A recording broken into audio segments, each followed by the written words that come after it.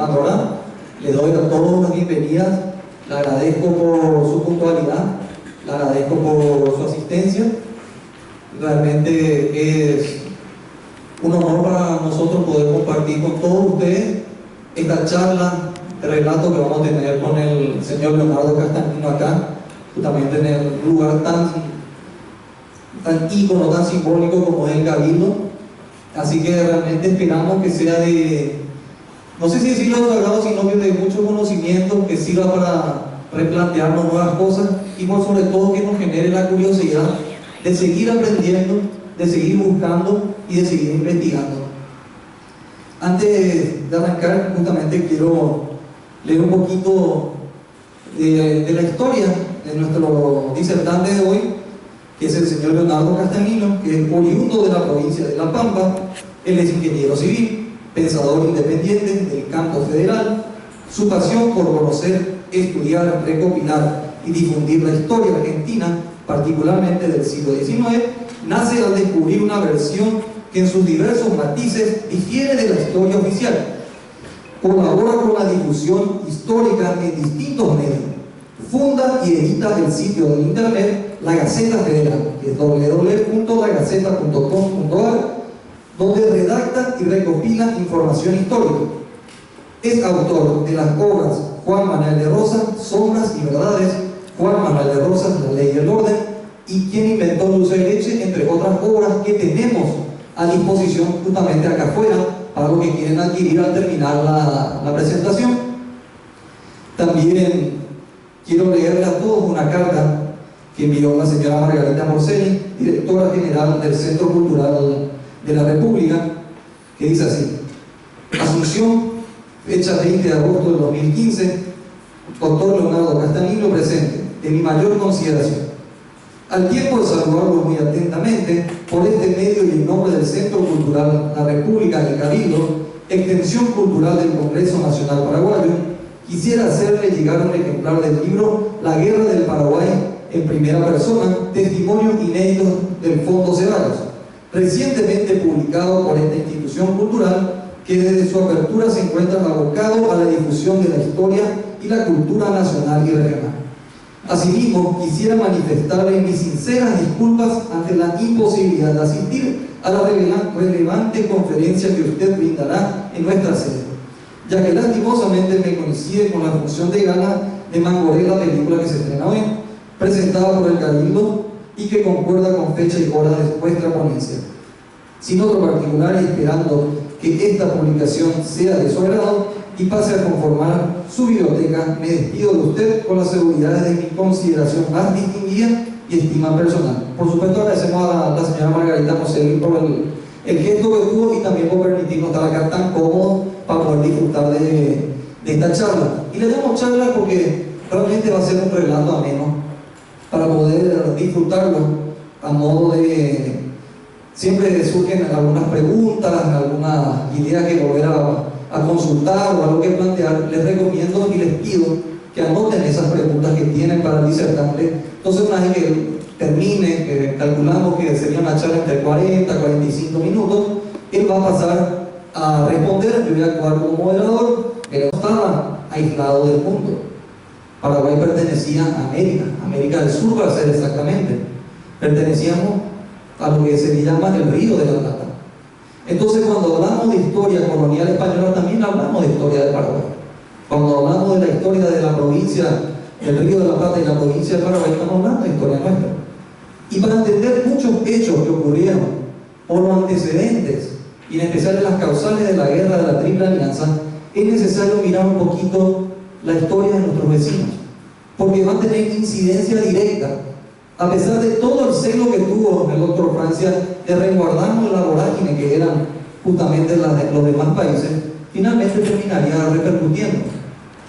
Y como para señalar un hecho que, si bien es tan lejano a la guerra, prácticamente 200 años, cuando la corona portuguesa, violando varios tratados entre la corona española, en 1675 llega hasta el cerro de Montevideo y graba el escudo de la corona de Portugal en un territorio netamente español. 3 años después fundaría la colonia Los Sacramentos, que sería toda una disputa entre ambas coronas.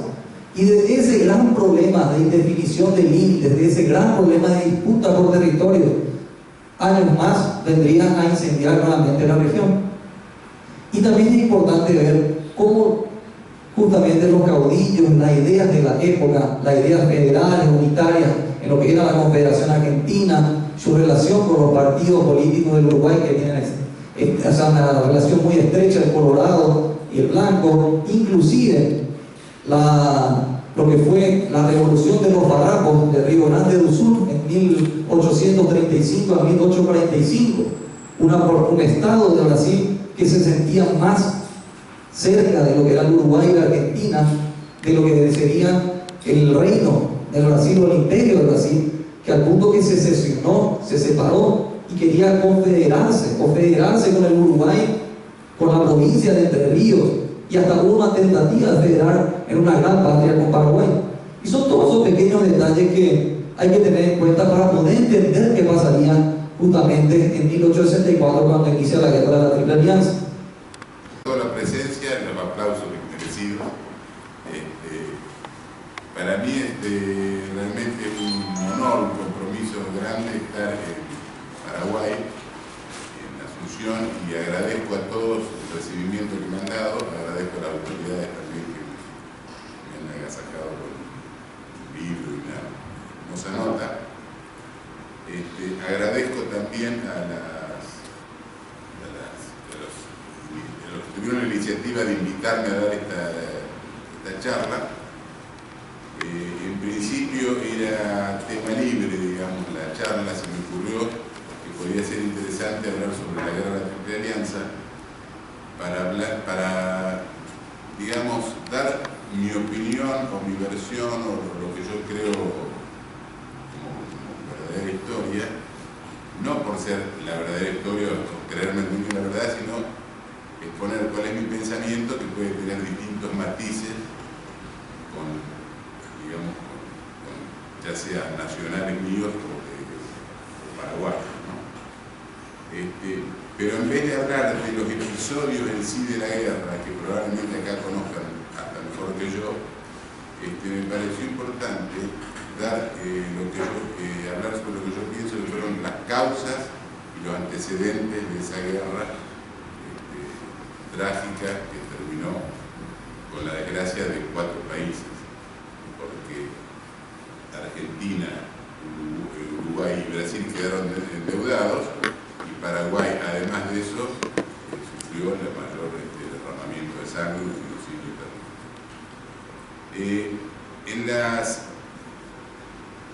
Por lo menos en mi país hay mucha gente que está dividido la opinión, porque en la escuela ni siquiera se enseñaba la guerra paraguaya, algunos ni siquiera saben que existió. Tanto es así que incluso cuando yo empecé a escribir o a hablar sobre la guerra paraguaya, algunos hasta se sorprendían. Hay opiniones distintas, porque a veces toman la guerra como una competencia, a ver quién fue el más valiente o el más... y bueno, algunos me dicen, me dicen, vos le das la razón a uno o a otro. No, yo soy amigo de la verdad, no de una posición política o filosófica. Entonces, en esa discusión entre las excusas que se dan, los argumentos que se dan para haber provocado la guerra, uno de ellos, hay muchos, ¿no? Pero de los principales, uno de ellos es López era un tirano. Bueno, yo no sé si era tirano o no, eso tendrían que decidirlo los paraguayos, pero creo que el mitrismo, que representaba a Buenos Aires, no tenía ningún derecho en meterse a salvar a nadie de ningún tirano. En segundo lugar, menos tenían derechos los brasileños, que mantenían en su territorio 1 millón de esclavos. Por otro lado, la pregunta sería, ¿era necesario para liberar a los paraguayos de un tirano matar al 75% de los paraguayos? Y la otra pregunta sería, de ese 25 que quedó, ¿los liberaron realmente o los ocuparon? La otra excusa que se da, la segunda excusa que se da muy persistentemente, es López, o los paraguayos o López, ocuparon Corrientes sin previa declaración de guerra. Y eso yo creo que es una mentira total, y al final, cuando avance con la charla, lo voy a desmentir. Lo que yo pienso que fue una verdad, porque una mentira, porque estaba totalmente demostrado que el militarismo conocía la declaración de guerra. Yo quiero hacer un paréntesis como para... porque yo creo que esta guerra fue parte de una línea histórica, digamos, de unitarios contra federales, de esa lucha que hubo. Entonces quería dar mi parecer en cuál era la diferencia entre unitarios y federales. El federalismo, políticamente, sería un gobierno, serían muchos gobiernos autónomos asociados que forman una confederación con una autoridad por sobre ellas que los representa hacia el exterior o influye en ciertos aspectos que incumben a varios. Lo mismo con la economía. Las provincias autónomas contribuirían económicamente a sostener los requisitos del gobierno nacional, que para defensa, para representación de relaciones exteriores, etc. En cambio, el unitarismo al revés, prácticamente podría tener, como sucede, que hay un gobierno central y tiene delegados como gobernadores en cada provincia, pero el que dirige o el que lleva, digamos, toda la política es un gobierno centralizado y tiene delegaciones en las provincias. Entonces no se puede confundir los términos de que alguno dice, esto es un país federal, ¿dónde está el federalismo? Por lo que yo veo, que me parece más unitario. Y hay otra diferencia que me parece importante, que es filosófica, que es los federales, en general, eran todos del territorio, mantener el territorio, la defensa de la patria, las tradiciones, el españolismo, el folclore, incluso la religión. Si vemos, por ejemplo, Facundo Quiroga decía religión o muerte. Rosas decía la Santa Federación, todo relacionado. En cambio, el unitarismo era más bien el ateísmo europeo de la Revolución Francesa y del iluminismo, de la gente más acomodada. Rosas lo llamaba los de cuello y bota dura, o los de frac y levita, etc. Entonces, para mí esa fue la diferencia entre unitarios y federales. Y fue, para mí, lo que se produjo a partir de 1810, una lucha terrible que terminó con la Guerra de Paraguay, inclusive en nuestro día. Ahora, ¿cuáles fueron los antecedentes históricos más lejanos? Estaba por un lado Brasil, unido a Inglaterra, que iba avanzando sobre el Río de la Plata, y a su vez dividiendo a las provincias hispánicas, o dividiéndolas, o conquistándolas, o anexándolas.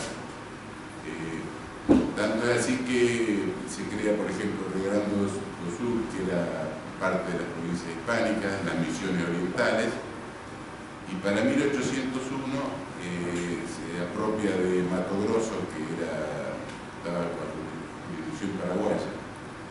Entonces, eso que demuestra cómo fue la intención brasileña de ir avanzando sobre el Río de la Plata, mientras las provincias hispánicas se dividían o se luchaban entre ellas. Incluso en su interior, porque por ejemplo la Argentina estuvo dividida en Buenos Aires con el resto de las provincias en la época de Mitre, en el año 1860.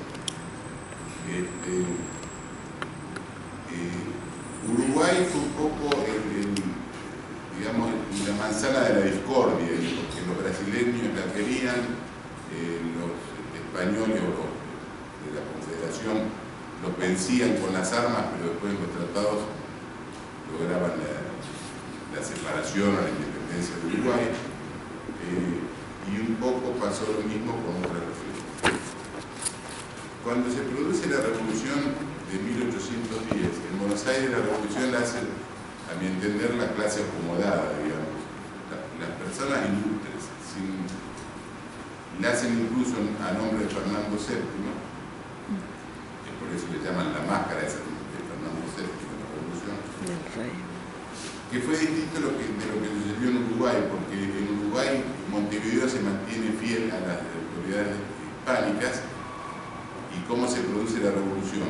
Artigas, que era blandengue del ejército español, se hace desertor, digamos, viene a Buenos Aires y vuelve a Uruguay. Cuando vuelve ya habían hecho el grito de Asensio, que fue el error de Asensio. ¿Y quién lo hizo? El paisanaje, convocado por un capataz de estancia y un peón, y ellos convocaron la revolución. Entonces sitian Montevideo. Ahí Buenos Aires se siente, digamos, celoso de la figura de Artigas y empieza a combatirlo en forma indirecta, por ejemplo, incentivando a los brasileños que invadan la banda oriental, terminan haciendo un arreglo con Delío y con Portugal para que Artigas se tenga que retirar a la Mesopotamia. Ahí empieza el enfrentamiento, digamos, entre Artigas y Buenos Aires. Artigas, en la asamblea del año 13, que convoca el Congreso de Buenos Aires, da instrucciones o forman instrucciones los diputados orientales, que eran 5, con algo muy notorio. Entre las cosas que dice es que había que formar una confederación de provincias autónomas y que ninguna tuviera preponderancia sobre las demás. Y tenía otra cláusula, que son muy pocas las cláusulas, pero una había muy lapidaria, decía: la capital debe estar necesariamente fuera de Buenos Aires. Entonces Buenos Aires, ¿qué hizo? Por cosas formales, de firma o de sellos, no dejó entrar a los diputados. Ahí empieza el enfrentamiento, se agudiza el enfrentamiento. En 1815, bueno, Artigas forma la Liga de Pueblos Libres, que era la banda oriental, Entre Ríos, Corrientes, Misiones, Santa Fe y Córdoba. Se llamó la Liga de los Pueblos Libres, que no es que él la incorporaba, sino que las mismas provincias enfrentadas con Buenos Aires le pedían protección a Artigas.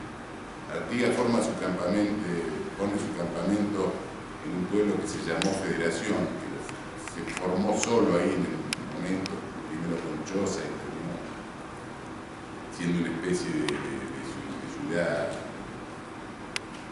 baja, chica, digamos, de ranchos. Después desapareció. Y en 1815 declara la independencia de la provincia de la Liga de Pueblos Libres en el arroyo de la China, que es un pueblo que se llama Concepción del Uruguay actualmente, que queda en Entre Ríos. Al año siguiente, en 1816, Buenos Aires, como contrapeso, declara al Congreso de Tucumán, que lo congrega directamente, precisamente en Tucumán, para que las demás provincias no se sientan, digamos, dejadas de lado. Pero fue una excusa, porque a los 7 meses ya estaba el Congreso, ya se había trasladado a Buenos Aires. El enfrentamiento entre Artigas y Buenos Aires continúa hasta que Artigas le exigía que le ayude a sacar a los portugueses de la banda oriental. Entonces ahí se enfrentan en Cepeda de 1820 Estanislao López y Francisco Ramírez. Sitian Buenos Aires, vencen, sitian Buenos Aires, pero los abogados porteños, digamos, los diplomáticos, los envuelven, porque hacen un pacto que directamente después no cumplen. Además, Artigas le reclama a Ramírez que lo habían dejado de lado y que no le daban ayuda para expulsar a los portugueses, y terminan enfrentándose Artigas con Ramírez, y Artigas termina exiliado en Paraguay. Yo dije ahí lo de Artigas, que propuso la Confederación. Yo la línea unitaria, la línea federal, la considero la siguiente, que incluso a algunos les ha llamado la atención y dicen, no lo habíamos pensado. Pero para mí los tres principales hombres de la línea de los federales fue Tomás Rodríguez de Francia, que era admirador de Franklin y de la Confederación Norteamericana, y que en 1811 le propone a Buenos Aires hacer una confederación de provincias autónomas en que ninguna estuviera por encima de los demás. Buenos Aires no lo contesta, no lo niega, digamos, pero empieza a hacer un complot.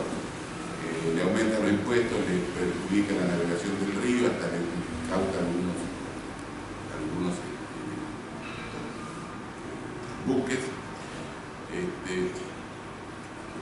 que eso es lo que provoca el aislamiento de...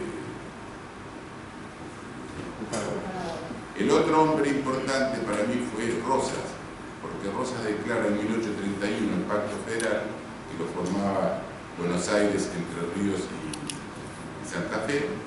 Se empiezan a adherir las provincias, y lo que dice en una carta que le manda a Quiroga es muy parecido a lo que dijo Artigas en la Constitución del año 13, porque le escribe y le dice: me reclaman que no dicte la Constitución. Dice: la Constitución no une los pueblos, sino que los representa unidos. Primero tenemos que, dice, no se puede formar un cuerpo sano con miembros enfermos. Primero se tiene que organizar cada provincia, y después unirnos en la confederación. Dice, y además de eso, ¿dónde va a funcionar? Dice, esto se lo dice con todas las letras.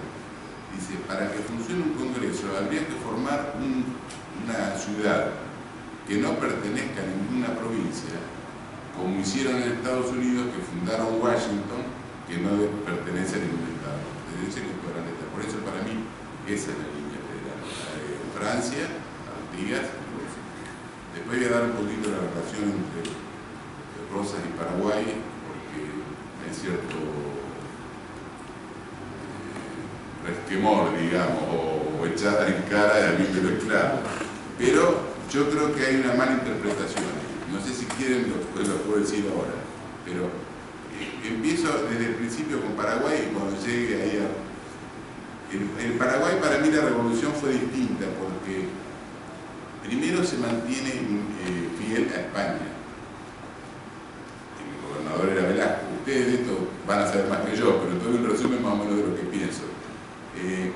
Buenos Aires, que siempre desde el principio, cuando hizo la revolución, sí, hagamos la revolución y vayan a pelear, animémonos y vayan. Vamos a hacer la revolución, pero no vamos nosotros, siempre se nombraba como capital. Entonces le manda a Paraguay a tres emisarios, que era Espíndola, uno, Agüero y Arias, y prácticamente tienen que salir de noche para que no les saquen el pellejo los paraguayos. Entonces ahí incluso hay notas de la Junta de Buenos Aires, hasta con amenazas: ustedes van a pagar las consecuencias, hasta amenazas, digamos, implícitas. Y claro, estaban preparando un ejército que le decían auxiliar, pero el ejército de Belgrano, que Belgrano pensó que venía a Paraguay y lo iban a recibir con los brazos abiertos, pero los paraguayos se retiraron, se sintieron invadidos y lo vencen en Paraguarí y Tacuarí. Y en Paraguay yo tengo entendido que había tres corrientes, posiciones, digamos. Estaban los porteñistas, que querían unirse a la Junta de Buenos Aires, que eran los comerciantes asunceños que tenían relación o intereses con los porteños. Después estaban los españolistas, que eran los nacidos en España, y que Velasco, que estaba bien visto por todos, pero había un tercer grupo que eran los patriotas, los criollos, digamos, que fueron los que vencieron realmente en Tacuarí, porque en realidad la tropa española se al desacreditarse en cierta forma, Velasco pierde un poco de fuerza, se forma la Junta y después lo desplazan a Velasco y queda como hombre fuerte, Gaspar Rodríguez de Francia. Gaspar Rodríguez de Francia se aísla totalmente, ustedes conocen la historia mucho mejor que yo, y ahí hay un episodio que no sé si será conocido acá. Rosas manda un emisario que se reúne con Gaspar Rodríguez de Francia y con una carta de Rosas, que fue a puerta cerrada, no se supo ni qué hablaron ni qué decía la carta, nunca se supo, pero algunos historiadores, incluso paraguayos, deducen, por lo que, y yo estoy de acuerdo, deducen por lo que pasó después, que hubo como un pacto implícito. Bueno, ni yo los voy a incorporar por la fuerza a la liberación, ni ustedes insisten con la liberación, que fue la política que tuvieron los dos hasta la muerte de Francia.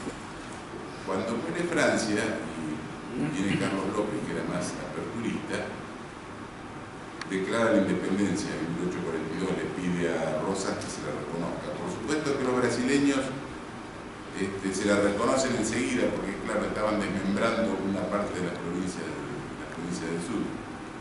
En cambio Rosas no se lo niega abiertamente, le manda una nota a López, muy diplomática, de agradecimiento del enviado que le habían mandado, etcétera, que estaba a su disposición, una serie de cosas, pero en forma privada le manda un memorándum que es muy interesante leerlo, porque voy a leer una frase, no todos, no es largo, son 10 puntos, pero voy a leer los principales, porque ¿se escucha bien? Yo quería leer los principales porque fue un vaticinio de lo que pasó después, y por eso me parece que la mala persecución que hay contra Rosas fue un poco también por una mala interpretación incluso del mismo Carlos López. El texto del memorándum decía que en las presentes circunstancias era imposible al gobierno de Buenos Aires reconocer la independencia de la República del Paraguay, por cuanto, aunque es encargado de las relaciones exteriores de la Confederación Argentina, era preciso convocar a los demás pueblos confederados para ese reconocimiento, lo que las circunstancias no lo permiten, porque estaban en guerra con el bando francés. Que es preciso que el Paraguay medite mucho sobre el particular, porque le atraería muchos perjuicios, y que era preciso convenir sobre algún pie solo. Que el Brasil habría de apresurar a reconocer la independencia de la República en razón de tener iguales producciones, porque reconocida también por Buenos Aires se equilibrarían los derechos de introducción que paga el Brasil. En otro punto le dice que el Brasil era capaz de perjudicar al Paraguay, fomentando hasta la correría de los indios con armas.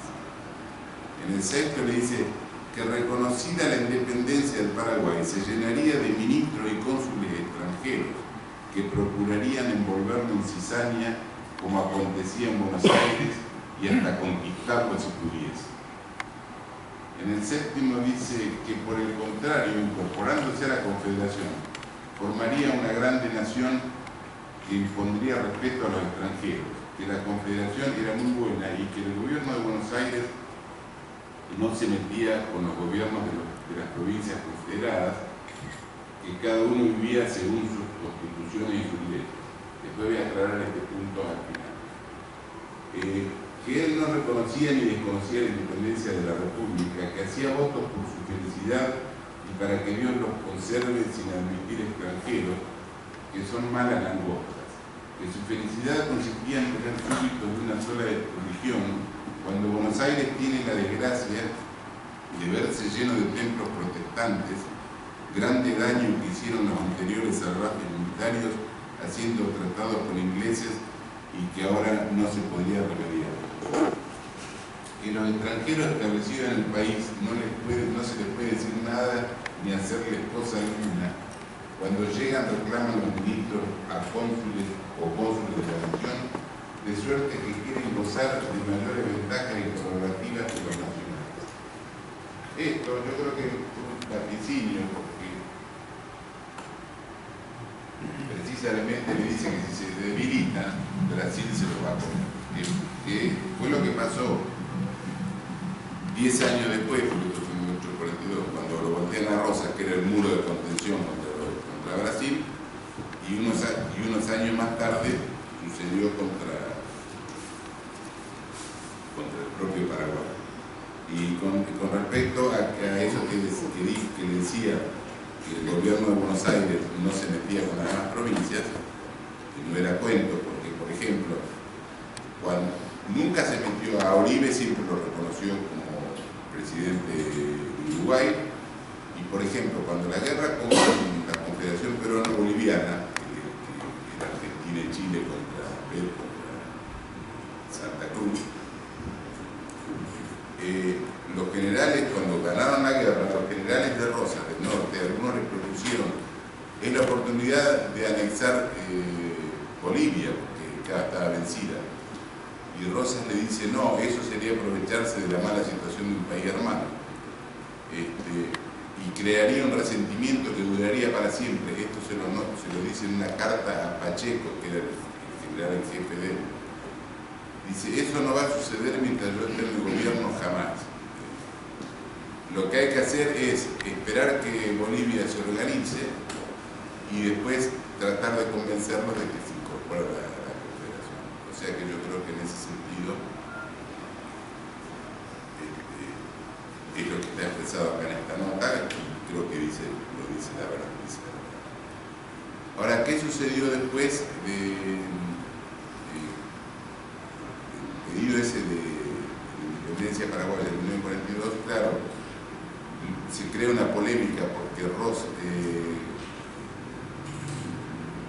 Carlos López no entendió esa razón. Parecía que como lo estaban persiguiendo a Paraguay, y a través del diario El Periódico Independiente tuvieron incluso fuertes polémicas con la Gaceta Mercantil de Buenos Aires. Tanto es así que, por ejemplo, cuando hay una revolución en Corrientes, López manda a Solano López con tropas, incluso las tropas paraguayas se retiran sin combatir porque habían vencido a los correntinos, y Rosas le ordena a Urquiza que no cruce el río Paraná, porque respetaba el paraguayo. Después, Paraguay en cierta forma contribuye a la caída de Rosas en Caseros también. No sé si algunos dicen que mataron gente o algo, yo creo que no, pero al menos moralmente lo apoyó. Quiere decir que estaba destruyendo, digamos, el muro de contención que después iba a desbordar todas las aguas brasileñas hacia el río de la Plata. Y hubo otro error también para mí, porque cuando cae Rosas, a Rosas lo sacan por la excusa de siempre, que era un tirano, que esto, y otra de las excusas era para organizar el país. Yo digo, no sé qué organizaron, porque a las 48 horas estaban todos peleados, a tal punto que Buenos Aires tuvo separada del resto de la Confederación, y hubo fuertes enfrentamientos. Urquiza lo saca a Rosas lo acusan de asesino, creo que lo acusan de 380 fusilamientos, pero Urquiza cuando toma en Caseros a Chilaver rendido, lo fusila por la espalda y fusila de un saca a 600, a todo un batallón entero, lo fusila a todos, lo cuelga de los árboles, incluso los ingleses. El inglés fue y se fue a esquiar, se volvió a esquiar. Y la lucha fue tan grande porque Urquiza se sintió traicionado al otro día de Caseros. Incluso él dijo, al final el único que puede gobernar este país es Rosas. Porque la batalla fue el 2 de febrero y los brasileños, que además le habían pagado en patacones, lo obligan a entrar a Buenos Aires recién el 20. ¿Por qué el 20? Porque era el aniversario de la batalla de Ituzaingó, donde Argentina lo había vencido a los brasileños. O sea, se tomaron la revancha de entrar en Buenos Aires con el pabellón brasileño desplegado. Esa lucha, ¿dónde termina? Termina en continúa en Cepeda de 1859, donde el ejército federal, al mando de Urquiza, vence a los porteños y sitia la ciudad de Buenos Aires. Ahí López comete otro error, me parece, porque va a Solano López y hace de mediador entre Mitre y Urquiza, que precisamente fueron los dos que después lo destruyeron. Incluso Venancio López le dijo, el texto exacto no lo recuerdo, pero le dijo algo así como que creo que acabas de trenzar la soga con que nos van a ahorcar, que fue realmente lo que pasó. Y en todas esas luchas del centralismo mitrista contra el interior actuaron, por ejemplo, Venancio Flores, bueno, en este momento no me acuerdo los otros, había unos cuantos que eran Paunero, Redondo, eran mercenarios uruguayos al mando de Urquiza. Intervienen también en Cepeda y en Pavón. En Pavón pasó algo muy extraño que durante mucho tiempo no se supo, después yo creo que se supo. Las tropas de Urquiza lo vencen completamente a Mitre, se desbanda en el acto prácticamente, se desbanda, Urquiza da media vuelta y se vuelve al tranco hasta Entre Ríos. Mitre dispara, lo alcanzan ya llegando a Luján, lo alcanza un chasque y le dice vuelva a general que hemos ganado con un papelito. Entonces nunca se alcanzó a explicar. Urquiza dijo no, que el fragor de la batalla, que estaba cansado y se volvió, los mismos federales, los generales de él no lo entendían. Y después, mucho tiempo después se supo que en una avenida amazónica Mitre dijo en el templo el genio invisible batió las alas y nosotros bajamos la espada.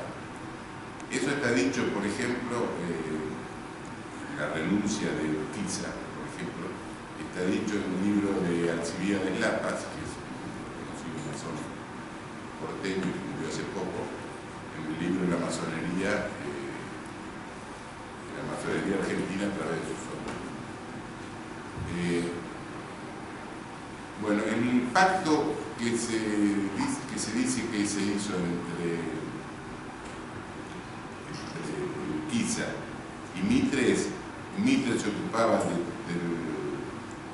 del interior, mientras Urquiza se quedaba con, digamos, la Mesopotamia. Entonces, después de eso, Venancio Flores le pasa la factura a Mitre, porque en Uruguay estaba el gobierno blanco federal de Berro.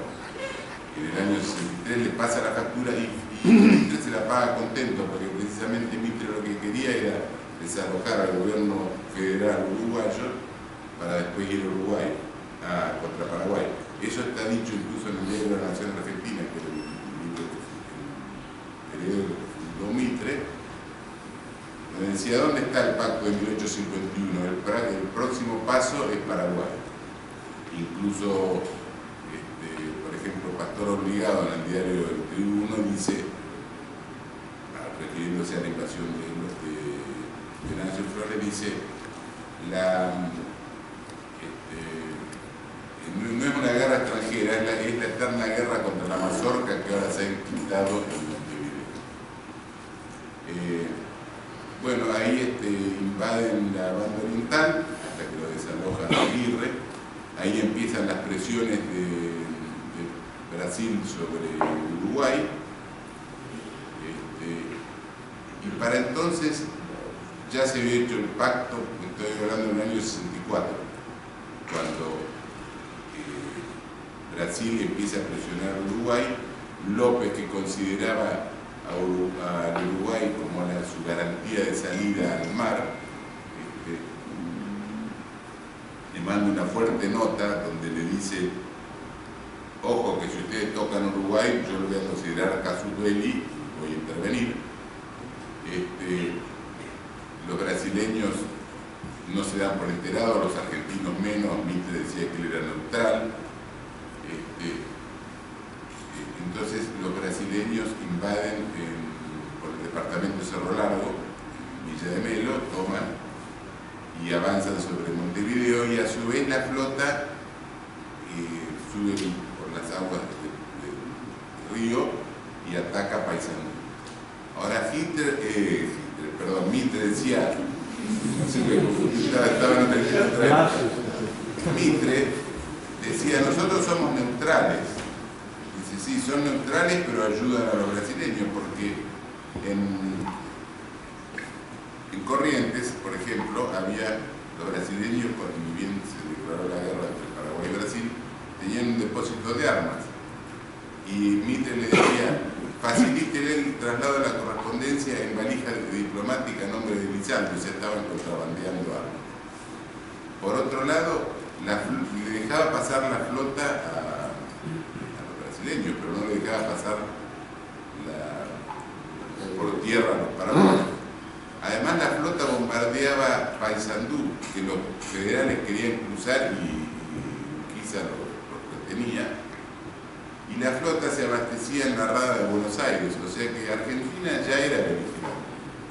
Además, el pacto de la Triple Alianza ya estaba pactado desde mediados del 64, porque se había juntado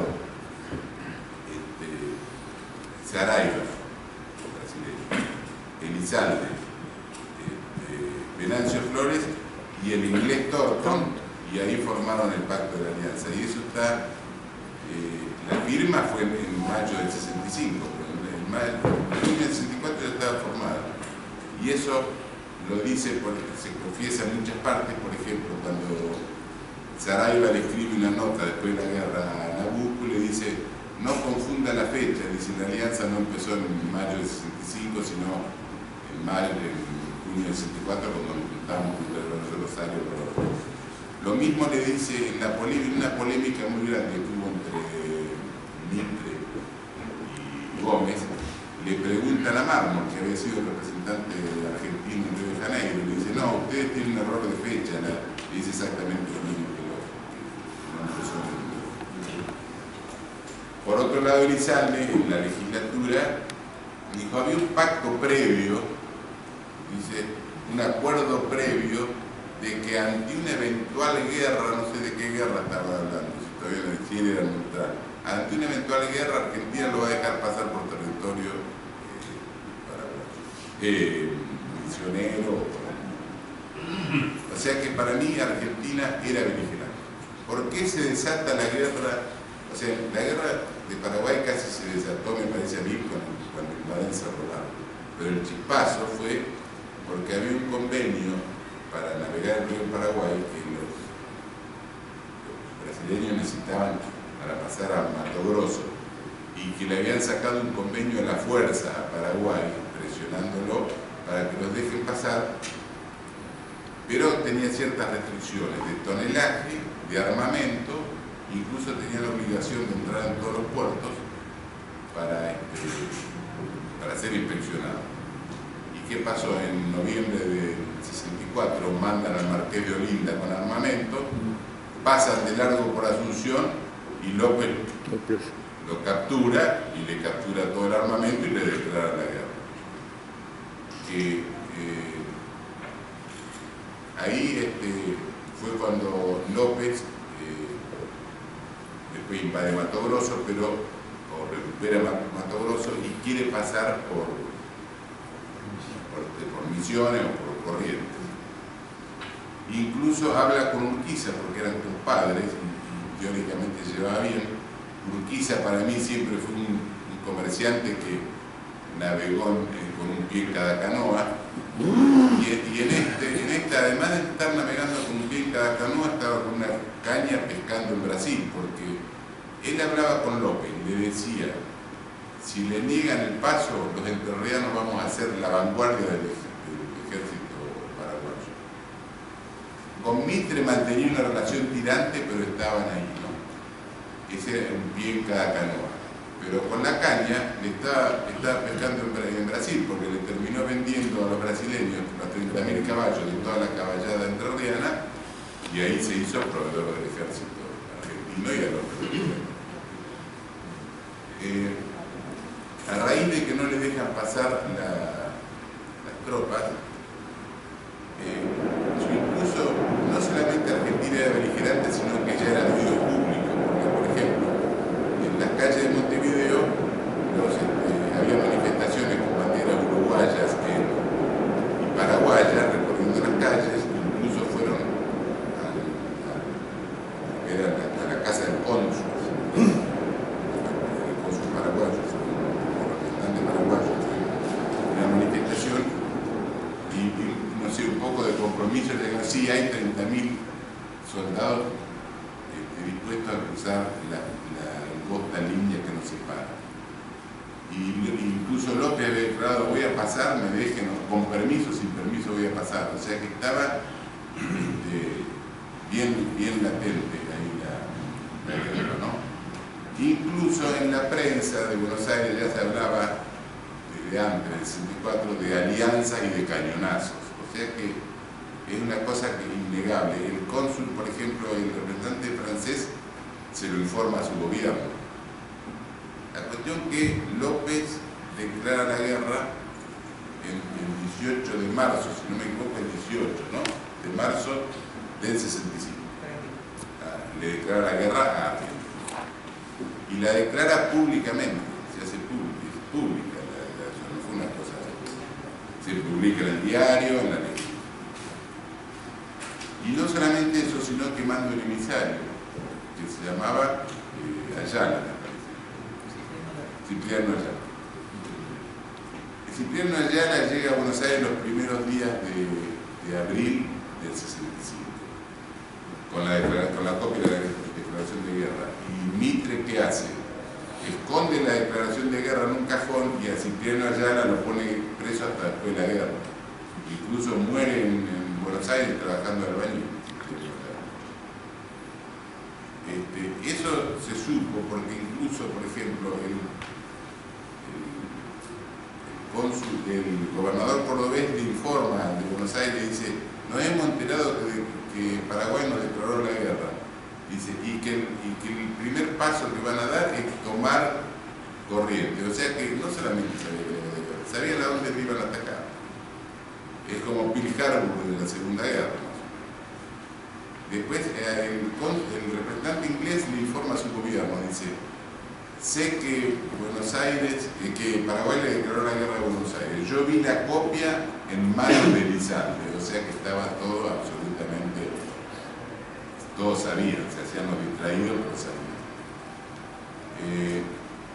Entonces habíamos dicho que el 18 le declara la guerra, el 14 ocupan Corrientes, entonces ahí Mitre se entera a los 2 días y desde el balcón dice la famosa frase, 3 días en los cuarteles, 3 semanas en campaña y 3 meses en Asunción. Eso es más o menos el pensamiento mío hasta que se declaró la guerra. Podemos estar de acuerdo en algún punto o no. Yo quería leer en todo caso 2 o 3 frases cortas nomás que demuestran las intenciones de cada uno, ¿no? La cifra de genocidio no la voy a dar porque ustedes la deben conocer mejor que nosotros, porque hay distintas versiones. Por ejemplo, la Nación Argentina decía, editorializaba esto, dice, hemos explicado que la política de la Alianza de 1851 es el punto de partida y la base en que reposa la política liberal del Río de la Plata. ¿Qué nos falta para alcanzar los propósitos de 1851? Que las repúblicas orientales y del Paraguay den gobiernos liberales regidos por instituciones libres. Viene ahora el turno al Paraguay. El Paraguay, que es la negación de la Alianza de 1851, se encuentra hoy precisamente por eso unida al gobierno de Montevideo. Y en otro testimonio dice, Este que leí de no es la causa extranjera del Partido Unitario en su lucha eterna contra la mazorca, cuyo espíritu migró a Montevideo. Lo que deseamos para esos hermanos es la libertad, un triunfo más completo, como entre nosotros nos deje ni un chacho ni un hechizo. Siempre en contra del tirano y a favor de la libertad, ¿no? Y con respecto a Brasil, hubo un documento, porque yo dije que Brasil siempre intentó avanzar sobre las provincias hispánicas, a veces digo, España conquistó América, pero Brasil conquistó Hispanoamérica. Cuando hubo un intento de abordaje, o varios intentos de abordaje de la flota brasileña por parte de los paraguayos, Casillas sospechó que se la podían llegar a tomar y que podía ser una cosa grave, además de otros aspectos de la guerra. Entonces le mando un extenso documento a Pedro II, cuya copia está en el Museo Mitre de Buenos Aires, y entre otras cosas le dice que si toman la escuadra, dice, todo estará perdido. Entonces todos nuestros planes sobre la República Argentina y Oriental y las demás repúblicas del Amazonas quedarán frustradas para siempre. Y en otro párrafo le agrega: con la paz tendremos conservada nuestra actitud y un mejor tiempo para llevar adelante y con los otros medios las pretensiones imperiales sobre las repúblicas americanas. Con la paz conservaremos nuestra ascendencia sobre la República Argentina y Oriental por razón de los compromisos que el general Mitre y el general Flores han contraído con el gobierno de vuestra majestad. Así que bueno, creo que eso es más o menos mi opinión, que bueno, puede diferir con la de alguno de ustedes. Creo que más o menos es como viene el campo. Agradecemos a Leonardo.